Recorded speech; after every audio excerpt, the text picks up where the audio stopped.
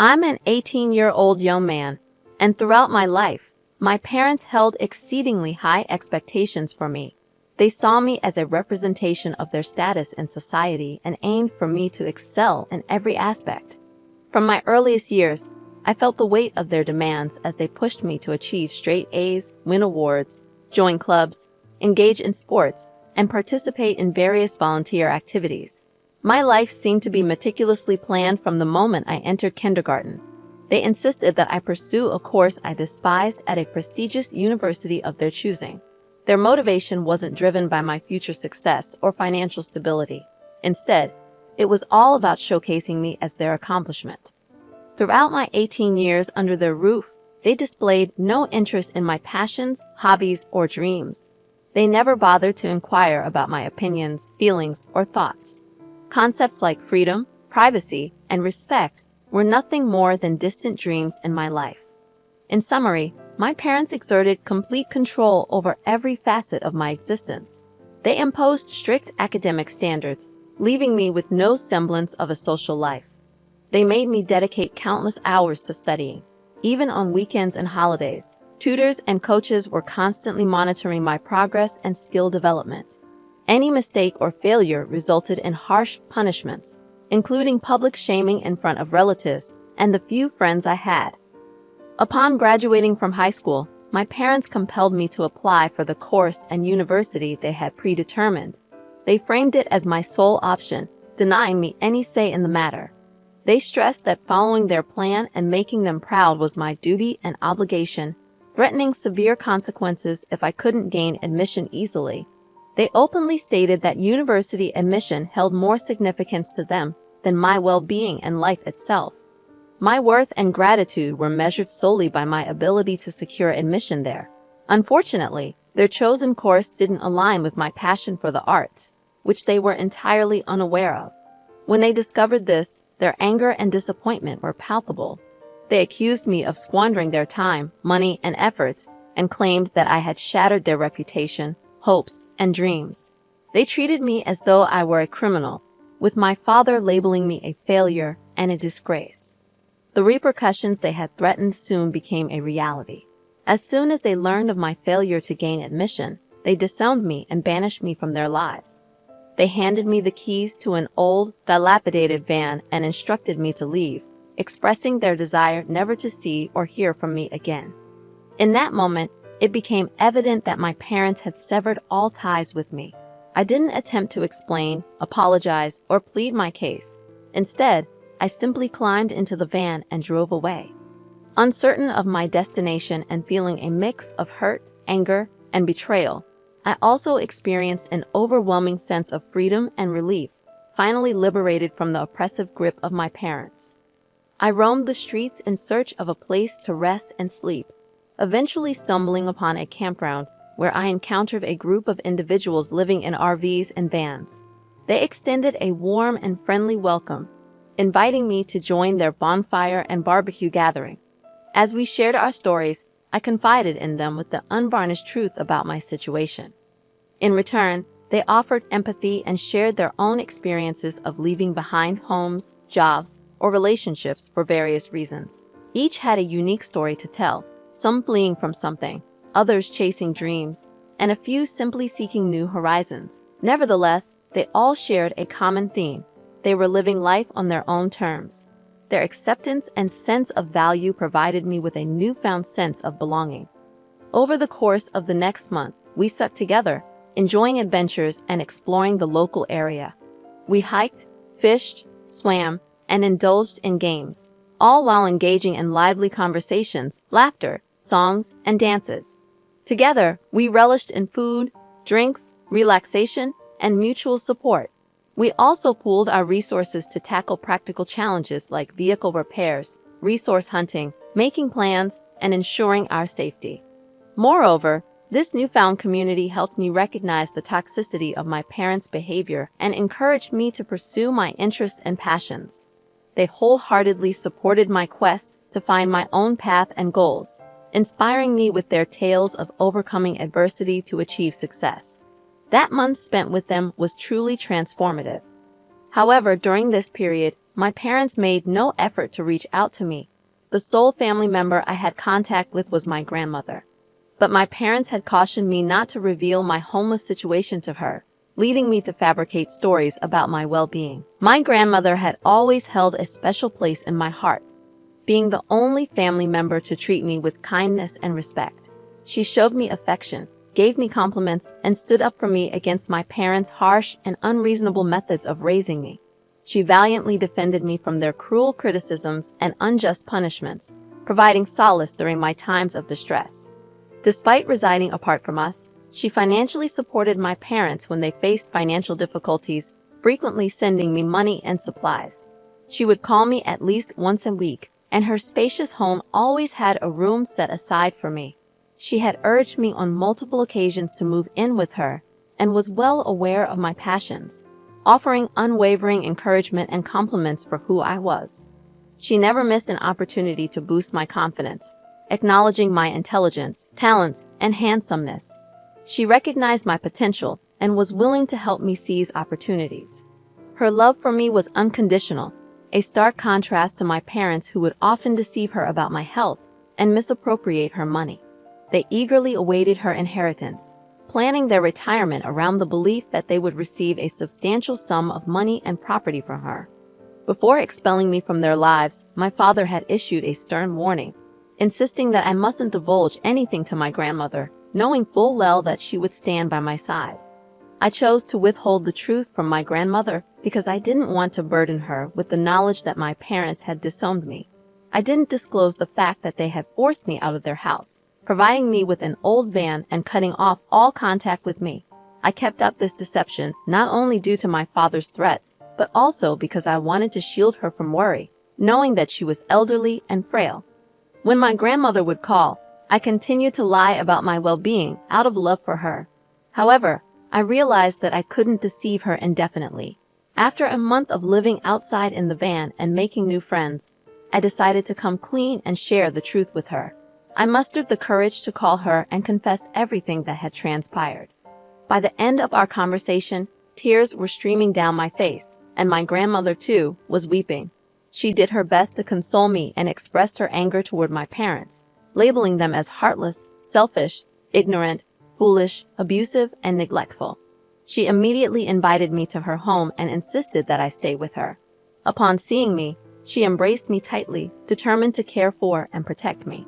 She even apologized for my parents' actions, but I was hesitant to impose on her by staying in her home. She wouldn't hear of it and wouldn't let me leave. First, she contacted her lawyer and updated her will, naming me as the sole heir to all her property. She then called my father and informed him that she had learned about everything, reading her will aloud to him. She declared that everything she owned belonged to me and admonished them for their terrible mistake and shameful behavior. She made it clear that she would cut them off from her inheritance, which was a significant blow to my parents, given their financial struggles and their reliance on my grandmother's wealth and property to maintain their lavish lifestyle and social standing. They had always expected to inherit everything from her upon her passing and had taken her generosity for granted. Subsequently, my father reached out to me, followed by my mother. They apologized, expressed regret for their actions, professed their love for me, and claimed to miss me. They wanted me to return home and promised to change. However, I saw through their intentions, recognizing that they were only trying to manipulate the situation to regain access to my grandmother's assets. In response, I laughed at their pleas and hung up the calls.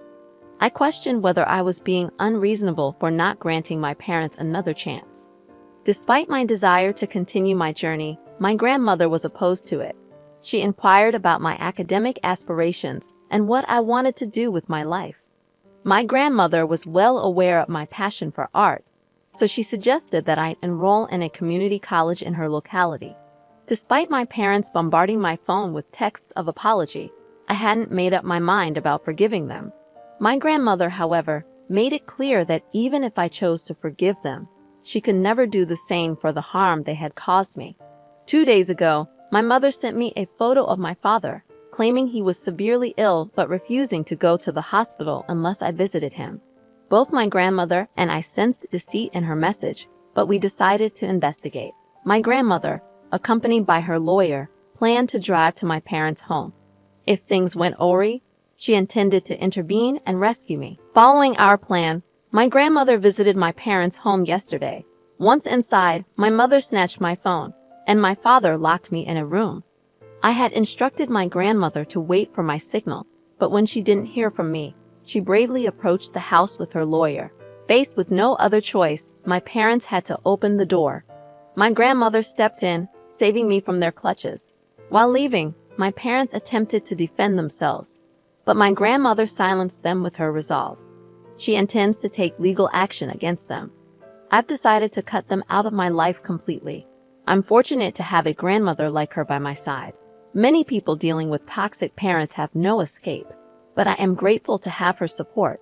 I will take care of her. She's a precious gem. Hey, everyone, I'm contemplating something regarding my cheating fiancé, and I'm seeking your input on whether I'm in the right. Let me share my story with you so you can weigh in. Creating a throwaway account for obvious reasons. I'm a 26-year-old male who decided to propose to my girlfriend of 4 years, a 24-year-old woman. I popped the question 6 months ago, believing that marriage was the natural next step after our healthy 5-year relationship. I was financially stable and confident in my ability to provide for us.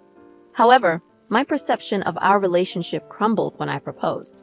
My girlfriend is incredibly social and active on social media. As I was taking pictures of her with the engagement ring, I noticed notifications from a guy popping up on her phone. Curious, I discreetly checked the messages and discovered that she was cheating on me. Based on their conversation, it was evident that she had been to his place multiple times, and he was eagerly anticipating her next visit. Although I'm not one to invade someone's privacy, I felt compelled to dig deeper. Considering her lack of tech-savvy skills, it was easy for me to access her laptop. She consistently used the same password for most of her accounts. Once, I gained access to her laptop, and the revelations were shocking. I wasn't prepared for what I discovered.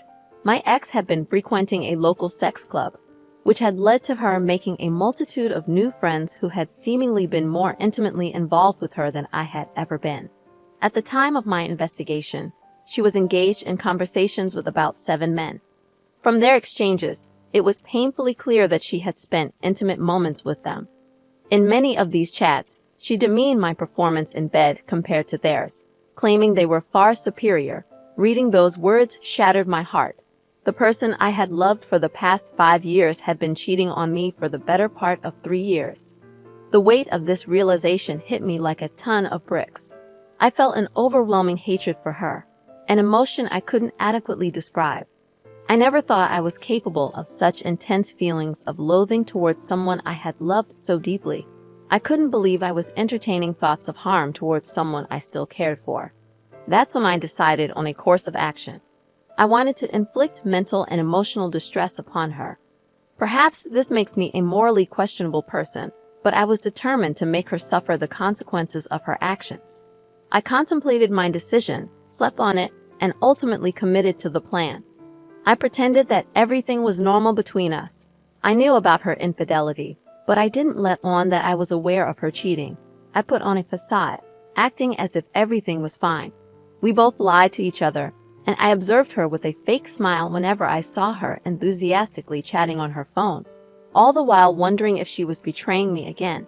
It was torment living with her, but I believed that my revenge would be worthwhile. The plan was straightforward. I had no intention of marrying her. I allowed her to meticulously plan the wedding, knowing full well that it would be a solo affair since I had no intention of showing up. I accompanied her on trips to select wedding details, like flowers and decorations, though I had no intention of paying for anything. I even suggested that I would match her honeymoon expenses with whatever she spent on the wedding. She was delighted, naively unaware that she was racking up a significant bill. Her innocence brought a cynical smile to my face, even in the face of this elaborate revenge plan.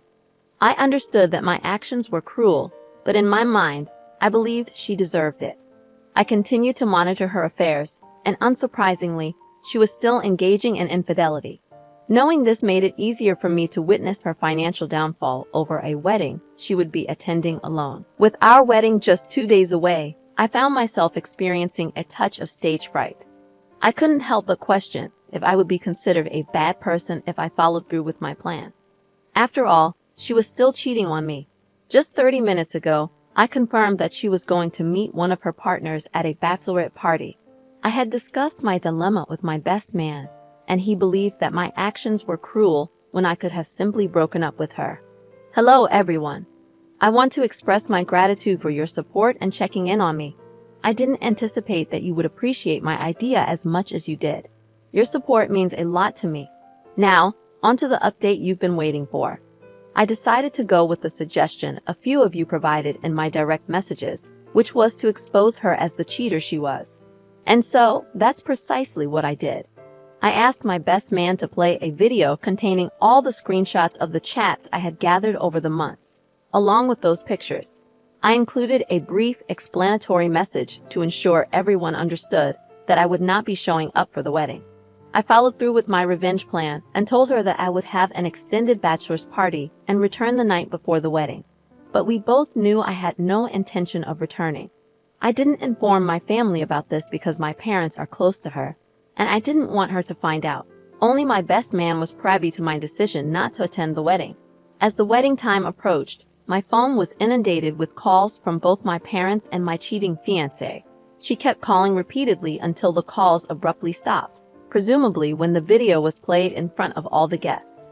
Since then, I haven't received any calls from her, and my parents have tried to reach me once or twice, but I haven't answered.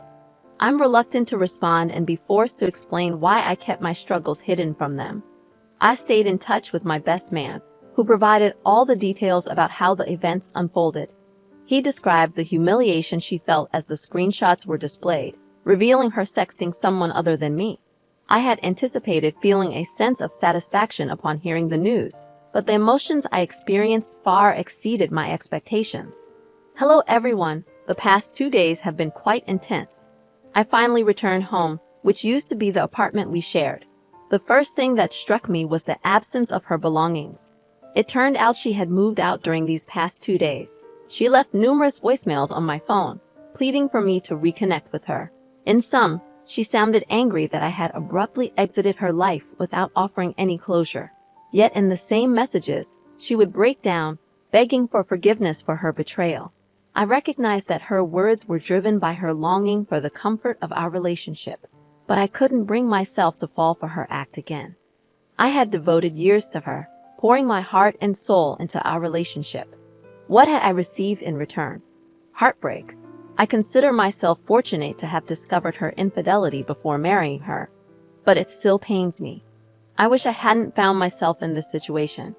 In the following weeks, various events unfolded, and that's why I couldn't respond earlier. My ex decided she wanted me to cover all the expenses she had incurred for her wedding since she hadn't received any refunds and was displeased about it. She took me to court, and after weeks of not seeing each other, we finally faced each other. While I can't provide many details due to the ongoing court case, I didn't have to pay her a substantial amount. It was around 20% of what she had spent, and that was pretty much it. I had assumed that seeing her would evoke no emotions, but I was wrong. I felt terrible in her presence. I couldn't fathom how she thought it was acceptable to hurt me the way she did. I had wanted her by my side forever, while she decided that sleeping with others was a preferable choice. Now somehow I was painted as the villain for seeking retribution. I don't comprehend why she views my decision to distance myself and not forgive her as wrong. In my eyes, and in yours, I haven't committed a wrongdoing, and that's what truly matters to me. Honestly, this will be the final update I provide on this post. I have no desire to revisit the memories of this incident ever again. To the person offering advice, I appreciate your perspective, and you're right. I deserve better than what she has given me. As for exposing her secrets at the wedding, I've thought about it, but I've decided against it. I want to move past this chapter of my life.